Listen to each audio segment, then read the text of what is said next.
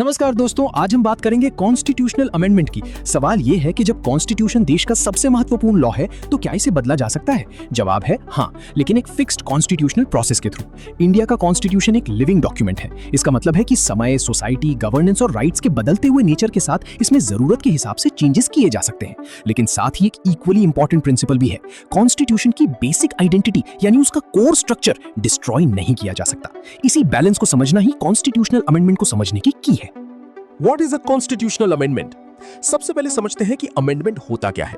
Simple words में amendment का मतलब होता है कॉन्स्टिट्यूशन के किसी प्रोविजन में एडिशन करना, वेरिएशन या मॉडिफिकेशन करना या किसी प्रोविजन को रिपील करना, यानी कॉन्स्टिट्यूशन को रिवाइज या अपडेट करना। ये इसीलिए जरूरी होता है क्योंकि सोसाइटी स्टैटिक नहीं होती, नए इंस्टीट्यूशंस की जरूरत पड़ती है, नए राइट्स इमर्ज होते हैं और कभी-कभी गवर्नेंस के बेटर फंक्शनिंग के लिए कॉन्स्टिट्यूशनल फ्रेमवर्क को स्ट्रेंथन करना पड़ता है। लेकिन अमेंडमेंट पावर अनलिमिटेड नहीं है। कॉन्स्टिट्यूशन फ्लेक्सिबल इनफ है रिफॉर्म के लिए, पर रिजिड इनफ भी है ताकि उसके कोर वैल्यूज प्रोटेक्टेड रहें। इसी वजह से अमेंडमेंट को एक लीगल टूल समझा जाता है जो डेवलपमेंट भी अलाउ करता है और कॉन्स्टिट्यूशनल स्टेबिलिटी भी मेंटेन करता है। रेलेवेंट आर्टिकल 368 कॉन्स्टिट्यूशनल अमेंडमेंट का प्रिंसिपल प्रोविजन है आर्टिकल 368। ये आर्टिकल पार्लियामेंट को कॉन्स्टिट्यूशन अमेंड करने की पावर भी देता है और उसका प्रोसीजर भी प्रिस्क्राइब करता है। कॉन्स्टिट्यूशनल अमेंडमेंट बिल लोकसभा या राज्यसभा किसी भी हाउस में इंट्रोड्यूस किया जा सकता है। इस बिल को दोनों हाउसेस को सेपरेटली पास करना होता है। यहाँ ऑर्डिनरी बिल जैसा जॉइंट सिटिंग का कॉन्सेप्ट एप्लीकेबल नहीं होता। एक और इंपॉर्टेंट पॉइंट ये है कि प्रेसिडेंट प्रोसेस कंप्लीट होने के बाद असेंट देते हैं। साथ ही कुछ प्रोविजंस ऐसे भी होते हैं जो टेक्निकली कॉन्स्टिट्यूशन से रिलेटेड होते हुए भी आर्टिकल 368 के बाहर सिंपल मेजॉरिटी से चेंज किए जा सकते हैं। इसलिए अमेंडमेंट फ्रेमवर्क को समझते वक्त ये देखना जरूरी है कि हर अमेंडमेंट एक ही मोड से नहीं होता। Types of constitutional amendment. India का कॉन्स्टिट्यूशन फ्लेक्सिबिलिटी और रिजिडिटी का ब्लेंड है, इसीलिए अमेंडमेंट्स ब्रॉडली 3 मोड्स में देखे जाते हैं। पहला मोड है सिंपल मेजॉरिटी। ये उन प्रोविजंस के लिए होता है जो ऑर्डिनरी लॉ की तरह डील किए जाते हैं, जैसे स्टेट्स की क्रिएशन या ऑल्टरेशन, सिटीजनशिप के कुछ मैटर्स और लेजिस्लेटिव काउंसिल्स की क्रिएशन या अबॉलिशन। दूसरा मोड है स्पेशल मेजॉरिटी। इसमें बिल को टोटल मेंबरशिप की मेजॉरिटी और प्रेजेंट एंड वोटिंग मेंबर्स की 2/3 मेजॉरिटी से पास करना होता है। Most constitutional provisions, fundamental rights और डायरेक्टिव प्रिंसिपल्स के अमेंडमेंट्स इस कैटेगरी में आते हैं। तीसरा मोड है special majority plus state ratification. इसमें पार्लियामेंट के स्पेशल मेजॉरिटी के अलावा कम से कम आधी स्टेट लेजिस्लेचर्स की अप्रूवल भी चाहिए होती है। ये स्पेशली फेडरल प्रोविजंस के लिए रेलेवेंट होता है, जैसे प्रेसिडेंट का election, centre state legislative relations, supreme court और हाई कोर्ट ज्यूरिसडिक्शन और पार्लियामेंट में स्टेट्स की रिप्रेजेंटेशन। Amendment procedure. अब प्रोसेस को स्टेप बाय स्टेप समझते हैं। पहला स्टेप है कॉन्स्टिट्यूशनल अमेंडमेंट बिल का इंट्रोडक्शन, जो लोकसभा या राज्यसभा में हो सकता है। दूसरा स्टेप है पहले हाउस में स्पेशल मेजॉरिटी से पासिंग। तीसरा स्टेप है दूसरे हाउस में भी सेपरेटली उसी तरह से पास होना। यहाँ एक बहुत इंपॉर्टेंट पॉइंट याद रखिए, कॉन्स्टिट्यूशनल अमेंडमेंट के लिए जॉइंट सिटिंग नहीं होती। चौथा स्टेप तब आता है जब अमेंडमेंट फेडरल नेचर का हो। ऐसे केसेस में कम से कम आधे स्टेट्स की रैटिफिकेशन रिक्वायर्ड होती है।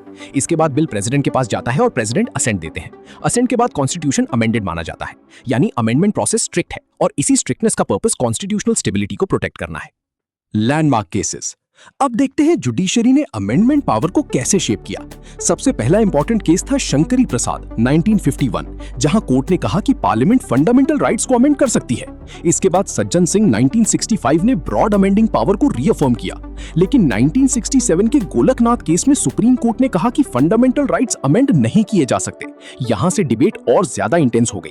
टर्निंग पॉइंट आया 1973 के केशवानंदा भारती केस में। कोर्ट ने होल्ड किया कि पार्लियामेंट कॉन्स्टिट्यूशन के किसी भी पार्ट को अमेंड कर सकती है, लेकिन कॉन्स्टिट्यूशन के बेसिक स्ट्रक्चर को डिस्ट्रॉय नहीं कर सकती।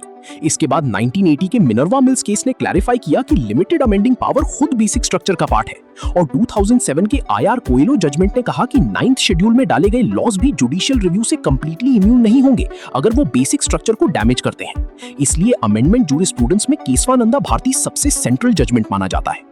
Basic structure doctrine.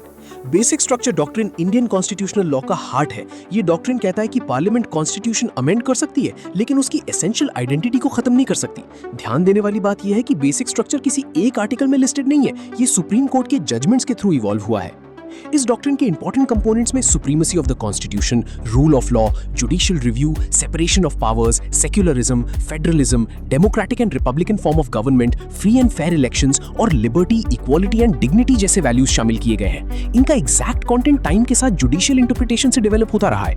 इसी डॉक्ट्रिन की वजह से अमेंडमेंट पावर पावरफुल भी है और कॉन्स्टिट्यूशनली लिमिटेड भी।